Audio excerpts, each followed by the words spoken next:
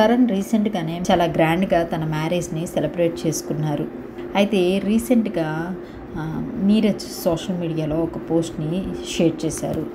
నా లైఫ్ నా ఇష్టం, నాకు నచ్చినట్టు నేను ఉంటాను.